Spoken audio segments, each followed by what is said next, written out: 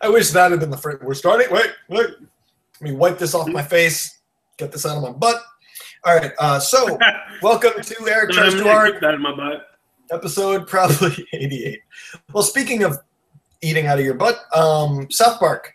That was an episode.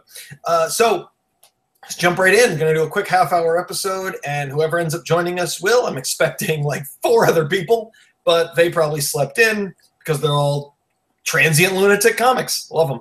All right, so is anything in my nose? We're good. I have coffee. I shoved coffee up my nose. I was going to say. Oh, your mouth is full. Sorry about that. Hey, I'm so sorry to interrupt your lunchtime. I haven't had breakfast because I was. Yeah, don't talk with your mouth open. It's a podcast. All right. So, I'm eating a sandwich too. God, I need to slow down. This is the 4th podcast I've done this morning, and I've had 2 cups of coffee, and I'm just like, I don't know if I can keep my hands still. Anyway, so the South Park episode a couple weeks ago, the PC police. PC, bro? Yeah, we were just talking about it. I forgot that I had put in my notes that I wanted to get everyone's opinion on it. And like we were saying earlier, I love the fact that Matt and Trey are the ones to tackle this issue. Like, I've been sitting here, like, Patrice O'Neal's dead, so who's gonna be the voice of reason who makes a really compelling case against lunatics? Anytime people go the way of Fox News and use that weird sort of arguing, it's like it's like if there was a liberal version of the Tea Party. It's these PC people. It's crazy. And I hate calling them social justice warriors because I would have called myself that a handful of years ago. Like, it's like ruining the good name of people who give a shit about social justice. And because a lot of them are just opportunists who are like, how can I use this positive thing to gain for my own personal gain? And I hate it because that's who's like taking it over. It's like that episode in Newsroom where the main character who's a Republican is mad about the Tea Party because he's like, you're hijacking my political party. My party that I love is being ruined by you assholes. And if you look at like the horseshoe effect, where the most further left you get, the more you are like the people on the far right than either of you are like the people in the middle. Mm-hmm. It's just crazy. So all these comics have come out, and that's all I really give a shit about. I just want comics. I vote for comedy. I don't give a shit what happens in this country. I just want comedians to be able to make good comedy. And, like, comics have come out and been, like, shot down immediately. Like, Legends, Seinfeld, Chris Rock. These groups, they don't care. They're just like, no, fuck you. Now you're evil. Stephen Colbert, cancel Colbert. And when that was started, because he was on the same side as the person saying he needed to be canceled. And when she found that out, she said, I don't care. It got me more Twitter followers. Like, you are just an opportunist piece of shit. Anyway, because I guess South Park took a little hiatus, I think. I mean, I don't remember the last time I saw a new episode. It was like a year and a half ago. They stopped doing the split between where they split seasons in the spring and fall, and they started just doing it all in the fall. And they're continuing that continuity, which is awesome. But I do like that. But I could have sworn the last season was not in the fall. I thought it was the previous spring. So it was like a year and a half ago. It was last fall. Oh, really? Sure. All right. Well, then time just moves slower when you have a child and faster somehow. Well, so, dude, when I realized that they were doing that and tackling that issue in that group, I was like, first episode of course. Yeah, of course it is. Of course it's Matt and Trey. They're always the ones to be able to do that in a way that actually works. Sorry, go on. I'm just so passionate. I love, I mean, this whole thing can really be summed up with that last line that Kyle said, or about that last line that Kyle said, where sometimes you just need to use stuff that's offensive to open people's minds about something. Yes. I'm paraphrasing, but that's how I've always, I mean, that's why I like Frank Zappa, is because he will always push those lines. He's like South Park. He'd make fun of everyone, and he did it to open minds. And that's how I say it. When asked about all their extremism lyrics, the band Leftover Crack, their singer said, think about it this way. This is all when Bush was in office. He was like, if I say I don't like George Bush or his policies, don't listen to it. No one's going to care. But he goes, if I say I'm going to murder George Bush at midnight with a shovel, then he's like, people are going to listen. And then the rest of the song, I'll give like good fact-based arguments of why policies need to change. Like, that's exactly why Kim, the polar opposite. That's exactly why Kim Davis is getting all of this press coverage, but none of the magistrates in North Carolina are. Is because she's just getting up on this soapbox and just saying this ridiculous stuff and milking that opportunity. Yeah. Well, I don't know shit about North Carolina politics, so I'll have to take your word. No. Kim, you know who Kim Davis is, though, right? I have a kid. I know who Kid Navarro is. Kim Davis. I know who I know who Kid Navarro is. I watch her every day, and that has become my life. So no, I have not been following politics the way I usually do. Okay, so I forget where she's from, but she refuses to. Right. She's the lady who won't do the gay marriage certificate, and so she's been getting all of this press and coverage, and the conservative news outlets are giving her a leg to stand on and making her sound like she has an opinion, and she's milking that for all it's worth, and she's getting that. But whereas the magistrates in North Carolina, because it's completely legal for them to deny marriage certificates here, and no one's making a fuss about that, but because she's kind of milking that opportunity train, people are listening to her, and she's getting that coverage, which to the opposite point is that effect of you have to go to one extreme in order to be heard. Yeah, absolutely. Well, that's which is why Trump is also making the strides that he is. Speaking of South Park, that was the next episode of. We have to realize when the joke. Well, remember, Herman Cain led the polls last year, and I'm still pretty sure he was trolling all of us. Holy shit! I loved last year, whatever I said. I loved the Herman Cain saga, where he releases this tax plan, which is identical to the Sim City tax plan. That was insane. He quotes a great poet at a debate that happened to be the Pokemon movie theme song. Are you kidding me? And he still to this day is like, nope, I was dead serious. And like, what was the other thing? And remember at the end of all of his ads, because he had the most lunatic ads. And at the end of his ads, he would do a slow, creepy smile, which looked just like the troll face. And you're like, oh my God. Like, I feel like he was the candidate 4chan. Like, that's what his... Oh my God. I love that. And he led in the polls for a while, and then it was like, all right.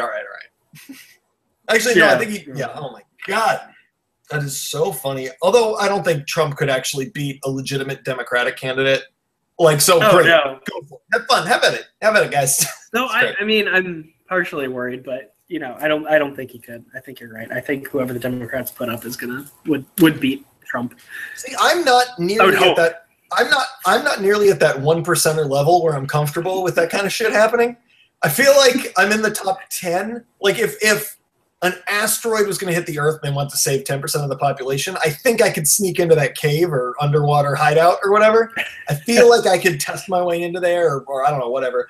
But if we're only saving hey dude, if we're only saving one, then I'm not there yet, so I'm not comfortable. How you doing, dude? What's up, man? Can you hear me? Yeah, I can hear you. All right, good. So we were just talking about, I don't know if you watched South Park, but they did an episode attacking the PC police, the new wave of PC police. Oh yeah, I did see that episode. I loved it. Yeah, dude, we were saying finally, of course, Matt and Trey are the ones to tackle that issue. Like, thank God somebody is standing up for it, like in a way that might actually get some traction socially. Yeah, because, I mean, the whole gender situation is really, like, a great area for a lot of people, and you don't know what to say. Well, I love how, you know what? I don't know what to say. She's a hero, and she's funny. I actually have a way out of all that, because I was just telling Ryan, I have an infant. I have not been able to pay attention to anything that's going on, so I feel really stupid even trying to speak about politics right now. All I know is that comedians are being silenced, and that pisses me off, and that's like really at the point. Well, it kind of reminds me of so here's the thing about Ryan, you had made a good point about any kind of this South Park had said you need to talk about offensive or fucked up stuff to get a conversation going, and this is something that I remembered recently about a sociology class I took in college, where this is how shitty the class was. The assignment was we were going to watch the movie Crash, which had just come out, which is a ham-fisted progressive movie that I believe in everything, but I feel like they did it so Hollywood that it was like this ignores all of the gray areas of real life. And but so we're supposed to watch it, and then identify any racist or bigoted like things that came up for us watching it. And so they were like, so that afterwards the teacher asked us, so were there any things you laughed at that you instantly laughed at, but then you were like, whoa, that's messed up. I shouldn't have laughed at that. And the point was we all have inherent bias. That's kind of what the point was. So nobody raised their hand. So I was like, well, when Ludacris said there's a Chinaman under the truck, I laughed. But I'm pretty sure that's because Ludacris said Chinaman under the truck. And he delivers it phenomenally. And so he dude, I love Ludacris. But then the professor goes, no, I didn't mean like that. I meant like based on a stereotype that you agree with. And some other some other girl in the class, well, when the black guy ate the fried chicken, I was like, oh, ha, ha, ha. And I was like, oh, that's messed up. And so I never understood why. This is not long after Dave Chappelle left his show because he said he was worried that his jokes were going to make people more racist because then they would just take it seriously. And I didn't understand it. And in that moment, I understood. I've always viewed race-based or controversial jokes as absurdist comedy. Like, ha, how could anyone believe that? I get the joke. I get the irony of how stupid that character has to be. But what I didn't understand was that a lot of people look at racial humor like observational comedy. Like it's Seinfeld, and they're like, wow, that is so true. And like that's where the problem comes in. And I never understood that. Definitely the problem is those people that can't get. It's definitely a fine line because they're those people that just really can't get that comedy, and they don't understand that it's not observational comedy, and that's where the issue lies because then you have this comedy that's not intended to be racist, but it's perpetuating a racial stereotype or racial sentiments among this one person's thought process, which continues to kind of fuel an issue and not be productive in the conversation, which is why I think there's so much backlash against comedians because it's like, hey, you shouldn't say this because someone might take it the wrong way, and it's not Erwin, what healthy for society. I mean, I agree but disagree at the same time. I think that these stereotype jokes is observational. I mean, at one point, these things were happening. At one point, it's like they might have been like 3 black guys passing by eating chicken at the same time, and one person said, black people like eating chicken. But it was just happened to be those 3 black people, you know? I mean, I think they take credit for that. They're like, hey, I was one of those guys. Like, you get me, like when people say, oh, black people like to eat chicken, and I'll be like, I love chicken. But doesn't mean that everybody else loves chicken, you know? It's like when that's mind-blowing. It's like the most popular meat eaten? Yeah. Probably. But see, there's people that can... When they talk about Chinese people, they say Chinese people know how to count, and they're good at math and stuff. They know. That's the best way of describing someone as being good at math. You know, they know how to count. Yeah, you know, like, they're good counters and stuff, you know? But... It's an observation because every time you see an Asian person, they're really hard and dedicated at getting good grades. So you associate things. But I met some dumb Asian fools that they were copying off me, you know? Well, dude, here's the thing. That's where I think the difference between judging something based on race or based on culture is very different. I think that there needs to be a classification for, like, so, Erwin, what you're describing in certain situations is when there's, like, a group of people of the same race do X or RX or whatever it is, Yeah. Those observations are often much more, they're cultural. They're not racial based. We all have the same basic racial makeup. The race doesn't make you do anything. To me, race implies biology. Culture implies just history. That's how humans work. That's how everything works. You get a group of people together, and they start doing things in a similar way, or at least the majority of people do things in a similar way. And in America, we have this weird, it never really dawned on me until these past couple of years, just how unique America is in our racial makeup. Because most other countries have such a small makeup of different cultures that, like, when we're discussing racism, when we're discussing any kind of, like, social issues, we come from a very different perspective because it's a lot harder for us to, like, we've seen a lot more shit. Like, we've seen a lot more, and so it's almost like, I don't know, and our cultures mix a lot more than other cultures, so it's like, when you're comparing cultures, you have to almost just go American, and the subcultures in America versus a culture somewhere else. It's like, I don't know, it's very unique. I'm sorry, I'm stumbling over my words. I haven't really thought about it to the extent that I feel comfortable, like, going on a whole long discussion on it, but it's just the fact that we have so many cultures here is a big fucking deal when we're discussing these kind of social issues that I think a lot of other people don't get. I mean, and then you always have the exception to the rule. That you always have that one person is like, you meet them, but they've been raised, like how you said, they're a different ethnic background, but they've been raised with a whole different culture. Yeah. And then there's like for instance, you have people like, so it's culture based. It's based on your experience, not your biology. Yeah. Like that lady from the... Like the lady from the NAACP, is that what you're going to say? Yeah. No, because I grew up in bad neighborhoods, you know? I grew up in bad neighborhoods, and I know the people in those neighborhoods, they spoke and they acted a certain way, you know? Yeah. But then I met black people that grew up in good neighborhoods, and they spoke and acted a whole different way.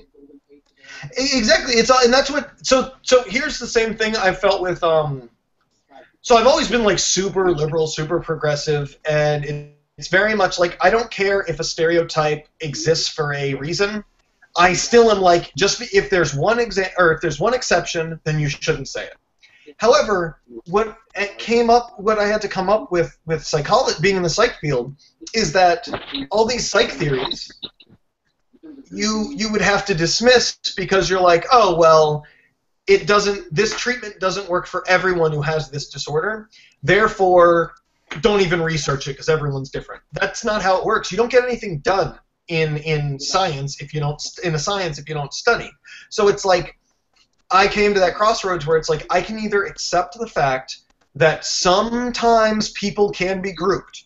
You just have to accept that in some situations, and don't throw the baby out with the bathwater. You can, and like, it's a roundabout way of saying, yes, I understand some stereotypes exist for a reason. We can acknowledge them without assuming every single person of group X exhibits that stereotype. Like, but there's the problem with the people that think that stereotype does represent everyone. Well, and that's the thing. It comes down to most people are fucking stupid. Yep. And so you get people who think everybody acts that way, or people who wait. Do that voice again? That came out too natural. like your inner redneck came out. This is my natural voice, and I've just been hot. It's 100% American language. What if I am the reverse Larry the Cable Guy? Because he's just some, like, normal city dude who put on the voice, but I'm really this country guy who acts like a liberal progressive to get, like, fans. But like, no, you have that everyone in this group is all the same because I'm ignorant. And then you also have the group of everyone is a special snowflake, and therefore we can't ever talk about anything. Like, which is equally ignorant because you never, in both sides, no one ever learns anything. If you keep your mouth shut because you think, although I'm going to be honest, the redneck stereotype thing I just did, I feel like those type of people are worse because they at least don't have, they're like, It's the reason the social justice warriors don't even fuck with Bill O'Reilly, because they're like, well, he knows he's racist. He doesn't give a shit. Like, if you notice, they're bullies. The SJW people, they only pick on people who are liberal. They pick on people who don't want to be seen as racist. They pick on people who want to be seen as progressive, and so they know that they're That's why I love Patrice O'Neill, you know? To mention him like 8 times already. He's dead, so who will stand up for us? Who will stand up for the rational? Okay, do it, Angel. No, because, I mean, like, for me, like I think that, look, Dave Chappelle's right, but I think that us as comedians, like, for me, I've noticed that George Lopez does it. A lot of minority comedians make fun of their minority, and it gives the whole world a chance to be like, you see, it is true. Well, it's also like you can see, it's like, it's almost, it's like you give the other person an okay to laugh at it and to be like, yeah, it's true, you know, look, that he said it, I can say it. But it's also, so it can be true sometimes, but also it doesn't define us all, and it doesn't have to separate us, I think is the other thing, because we're all laughing together. It brings us all together, kind of thing. Yeah, because, I mean, like, for me, like, all right, for instance, my grandma passed away, like, 3 weeks ago. Oh, I'm sorry, you know, like, it's okay. I mean, it happens. She's older. But I'm seeing the video of her funeral, and I started laughing because that's the comedian side of me. I started laughing because I'm, like, noticing that there's a mariachi, and everybody's, like, coming out. Like, there's some mariachis, like, everybody's coming out, like, everybody's singing and stuff.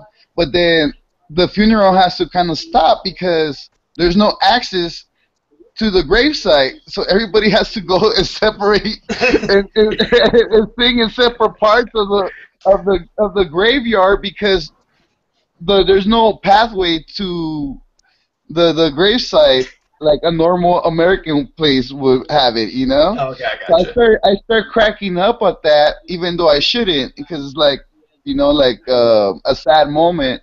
Yeah. But the comedian side of me couldn't help it. I had to make a joke about it, you know? Yeah, of course. Well, then it was like, hold on, let me stop this guitar. I need to jump over this. Well, that's why I think comedy is so helpful, and it also brings up these, even when you're talking about like a real issue, that like it's when you actually need to bring up something culturally that is an issue for one reason or another. If you have everyone just shushing and saying, don't say the no words, don't talk about that, everyone's a special snowflake, then you can't ever make any progress, and it's not progressive. I don't care what they say. That kind of PC bullshit is not progressive. And oh, well, dude, so what you just said reminds me of, as far as being a comedian and how that side comes out before all else in some cases. There's a great, Dave Chappelle tells this story where... Laugh Factory. Yep, about him seeing Michael Richards seeing the racist rant thing, and he says, and Ryan, I don't know if you've heard this, Erwin obviously has. He goes, so that day I found out that I am 80% comedian when watching it, 80% comedian and 20% black. He's like, 'cause this is why. I'm watching this guy scream, "I'll hang you," screaming the N-word at like black people, and he goes, and like. Everything inside of me, like the black part of me, is just like, it's this hateful thing, and it's just, how dare you do this? And he goes, but the main thought that came to my head was, that guy's having a bad set. You'll get him next time, Kramer. You'll get him next time. Because he wants like, he just had a bad set, right? He just had a bad set. Like, that's, and that's why I think these kind of issues, I get so liberal about everything except for comedy. Leave comedians alone. That's the special group that gets carte blanche over anything, because that's like my favorite thing in the world, and that's what I will protect. And that's why I love when Patrice O'Neill used to go on even Fox News to debate various issues, usually with PC stuff, and it was always when a comedian got in trouble for saying something offensive, he would go, like, there's one clip which is great. It was after Don Imus called, I think it was Imus, called some people nappy-headed hoes and got fired. When he's when the with the I think the girls basketball Yep. team, the Rutgers back. Yeah. And as Opie and Anthony put it, they're like, you're on air for 4 hours. I don't care how liberal you are. If you're trying to make people laugh for 4 hours, eventually you're going to say something offensive to liberals. Like, it's just going to happen. 4 hours a day, always trying to be funny. And Patrice went on to debate the head of a women's rights group, and they were going back and forth, and she was using a lot of arguments, and he was going like, wait, we have to stop this, because this isn't, we're not arguing feminism versus not feminism. We're arguing funny. He goes, you may be the expert on feminism, somebody else, you may be the expert on college sports. He goes, but I'm the expert they brought here on funny. I'm the only one here speaking for funny. And he made the issue about what it really was, comedians. It wasn't about equality, it was about a comedian being free to say a joke. And that's why you need someone to speak for funny, and he always did that. God damn it, now I'm depressed. No, because I mean, like, I'm just thinking about like the issue with Amy Poehler and her jokes when she was really starting, and I mean, you mean I have a lot Amy of Schumer? yeah. Oh yeah, how did you respond to that? Shit, that's right, I forgot. Oh yeah, because she's going with the UCB thing about not being they're accusing her of being racist because they're not opening the gates for minorities in her 12 groups of improv. Well, maybe I'm an idiot. Do you mean, sorry, I thought you meant the Amy Schumer thing. Well, I mean, you brought up Amy Poehler right now, but I did mess up the names. Okay, my bad. I was wrong. I meant Amy Schumer. Like, you were right, but then you're also right. They both have. I guess all of Amy's have some racist shit going on right now. Right, let me tell Ryan real quick. So Amy Schumer did an old bit. Clearly, like, I mean, you know comedy. Amy Schumer did a bit where she said, "I used to date Mexican guys, but now I prefer consensual," and so look, but she doesn't mean it literally. That's like we're talking about the absurdism. Obviously, that's for shock value, and it's not meant. It's more like, hey, you would have to be an idiot to think that. So, but then of course she gets a movie deal, and now people who just want attention or want to be praised by, you said the no-no word. I don't care if you're actually liberal and progressive. You said the no-no word. So, Erwin, how do you when you heard that, did you just kind of go like, who gives a shit? She's a comic, or did you take a step back and go, that negatively affects the perception of me? You know what? I started thinking that, like, because I'm like thinking about like how you said David Chappelle, like, as comedians we have a social responsibility of enlightening people and putting things into light that nobody else is going to be talking about. That is an easy joke. Yes, that's a very easy joke. Yeah. Like, you get me, like me saying, "Oh, white people are uptight." You get me, like. Any person that's color is gonna start laughing because, like, oh, they are, you know. It's an easy. But it's easy as shit. It's comic view stuff. Yeah, dude, we need a white version for like when white comics do that kind of easy joke shit about other races. You need like because you can say right now you can say either humping the stool or comic view for the other way. But like if we really need a like a white version. What would that be? The white version of racism. No, well, that's just racism. No, the white version of when like a white comic does an easy racial-based joke. Because you can say like, oh, that's a comic view joke if it's like a black comic going like, you know, white people, hello, sir, like that kind of thing. I mean I think D.L. Hughley does that a lot. Like most of his humor is like comparing the two races, like blacks and whites. Like, Sorry, go on. My bad. I don't know. I think I'm trying to like I'm confusing your like you're talking about like how what's her name, but I forget her name. Lampanelli. Well, if Lisa Lampanelli. Oh yeah, she is the epitome of that, of the easy like offensive jokes, like so easy to make, low hanging fruit. Which I don't know. Whatever. I'm not really a fan of that comedy, to be honest with you, because I like more like progressive kind of like comparison situations like how Louis C.K. does it, like how he did it with his daughters, You compare want the real old shit. one. You want real shit. Like, You compare don't the want old just one. like, yeah. So this Yeah, like more compare the old one to Israel and the young one to Pakistan. Like, how many people would, like, you know, how many people would do that? You know, like, Yeah. and the fact that he did it in a big stage, Yeah. you know, like, my hands to him, you know, like, kudos to him, because that's what a comedian is supposed to do. Yeah, yeah. At least I feel that way. Like, situations that are real, not like Amy Schumer has never been raped, so why is she talking about that? You know, like, unless you have, if you have, make fun of it. Yeah, well, yeah. If you, that's a very good point. If you, yeah, exactly. Yeah. Well, that's the other. You had brought up shit. Okay, so we're out of time for this therapy session for myself, really. But thank you both for coming on. Sorry it was only for a little bit, Erwin. I just had to keep this one short today. But I really liked our discussion on comedy. That was the first time I didn't intentionally try to talk about comedy, and the first time we actually had a real conversation about it. So that's impressive. But what I'm going to do is next week we'll do another longer one, and I'll have everybody on. And Erwin and Ryan, this is episode 88 of the main podcast.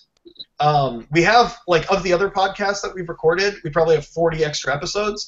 But for this specific Eric Tries Too Hard podcast, that is the group one that I do every week, we're almost at 100 episodes. And for 100 episodes, I'm planning something big that I want you two to be a major part of.